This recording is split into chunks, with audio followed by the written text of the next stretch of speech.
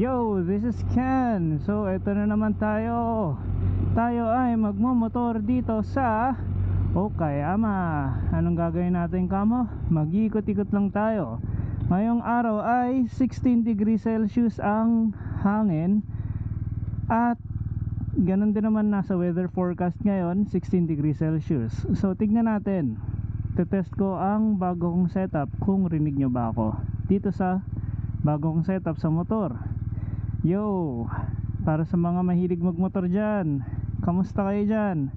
Ito nga pala ako si Ken sa Japan. Nasa Okayama City tayo ngayon.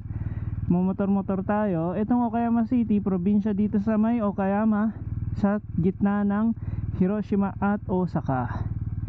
So, malamang di nyo pa naririnig to.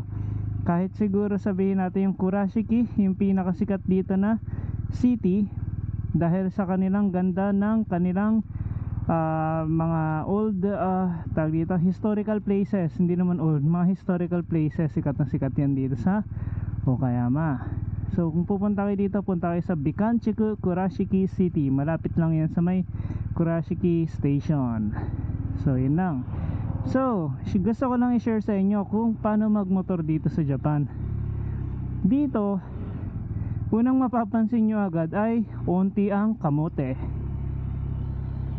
Ewan ko, siguro hindi dahil sa winter kaya onti ang kamote. Talagang wala lang masyadong kamoteng riders dito sa Japan. So safety driving tayo. Syempre hindi tayo masyadong papaspas. Kita nyo ang speed limit dito 50 lang.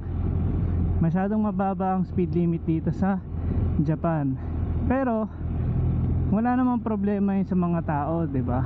So okay lang naman daw sa kanila 'yon. Para na rin siguro sa safety.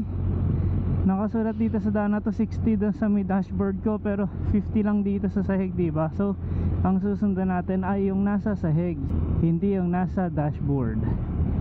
So yan, medyo dumadami na yung sasakyan, 'di ba? Papalapit na kasi tayo sa city center ng Okayama. So ano meron dito sa city center ng Okayama? Naan dito ang Okayama Castle at ang isa sa tatlong pinakamalalaking gardens, great gardens ng Japan, naan dito rin sa Okayama City. At malapit yon sa may Okayama Station, mga 20 minutes na lakad lang from Okayama Station. So kung pupunta kayo dito sa Okayama City, siguraduhin nyong puntahan ang Okayama Castle at Korakuen, isa sa mga great gardens ng Japan. So tignan nyo dito sa Japan ang pinaka priority dito yung mga dire-diretsong sasakyan. Kaya napapansin nyo, diba, humihinto talaga, naghihintay talaga yung mga liliko. Tsaka isa pa sa mga papapansin nyo dito, bukod sa malawak yung daan, ang daming lanes. Tulad yan, diba, yung sa harap natin merong diretso, tas meron ding pa cross, pa kanan. Etong lane na dinadaanan ko ngayon, diretso lang. Ay, may gaijin. Yo,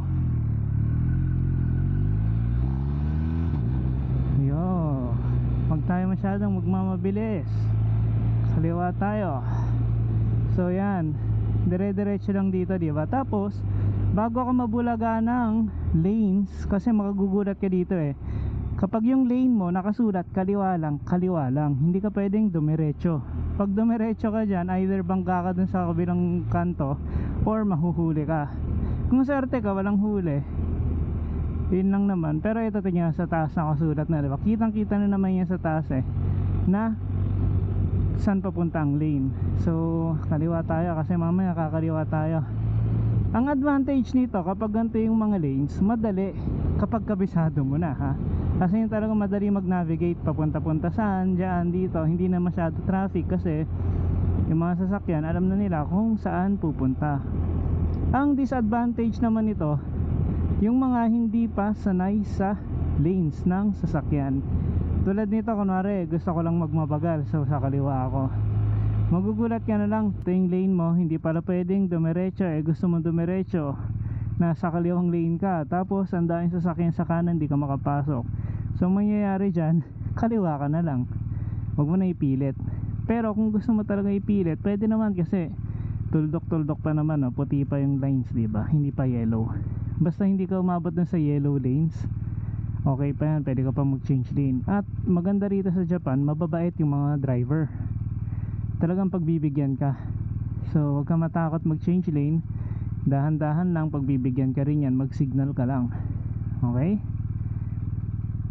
So ito, diretso tayo kaliwa. Kita na, malayo pa lang kita na naman yung mga lanes eh. Kaya hindi ka na masyado magugulat.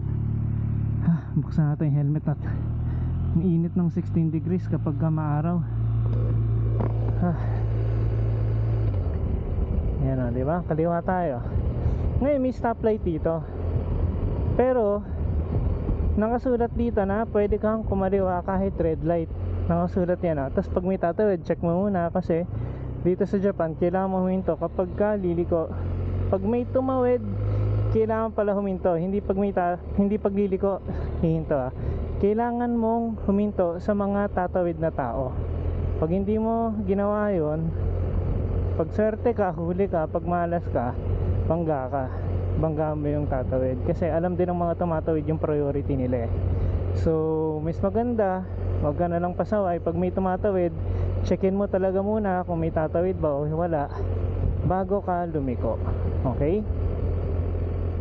So ayan o, tingnan mo, ang dami ng building dito. Pero maliliit ang building dito sa Okayama, kasi nga sabi ko sa inyo, probinsya to, diba? So yun lang, 40 kilometers per hour ang speed limit dito sa lane natin. Bakit nasa gitna ako? Sa kaliwa kasi lagi yan nagta-traffic. Marami kasing gusto pumunta sa may Ion Mall. Ayan, ito yung pinakamalaking mall sa Okayama, yung Ion Mall na yan sa kaliwa. So yung parking yan, lagi na lang nagta-traffic. Kaya nangyayari, dito na ako pumipila sa may gitnang lane tayo. Ba't maraming tao, no? Bakit maraming tao? Alam ko actually eh, kasi kakataas lang ng graduation ng mga college at high school dito. So yun na, katataas lang ng graduation nila. Kaya ngayon, gala-gala lang yung mga bata ngayon. Gala-gala lang sila, enjoy katatapos lang ng graduation. Kaya medyo marami-rami ang tao dito sa Okayama City ngayon. Pero usually onti tao dito eh.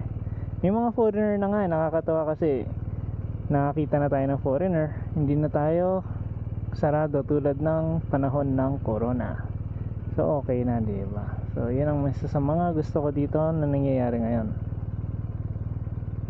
Yung sa kaliwa, ano yung angkas ba yan? Hindi naman angkas yan, sinunduin niya lang yung kaibigan niya siguro. So kanan tayo dito. So bago lumiko, syempre titingin ka muna, di ba? Kanan tayo dito. Kita mo dalawang lane yung pakanan, ano? Kaya yung mga hindi sanay na tao dito magugulat. At isa pa pala, dito sa mga likuan, kung saan yung lane mo, kailangan protektahan mo kung saan yung lane mo.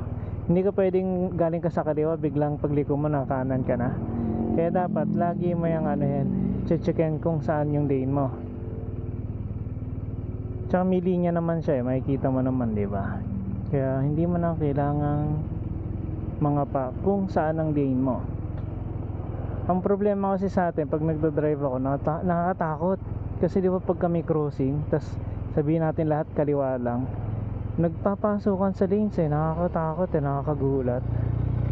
Kaya ano yan, nababangga o kaya nagigit-git ka na, magugulat ka na lang na ginigit-git ka na nung nasa gilid mo, di ba? Yan ang ano, yan ang isa sa mga nakakatakot sa atin sa Philippines. Kaya sana lang naman maayos yung mga roads natin. Pero syempre, alam mo naman ang Philippines, mas marami pang kailangang pagtuunan ng pansin bago yung mga daan. Yun lang naman.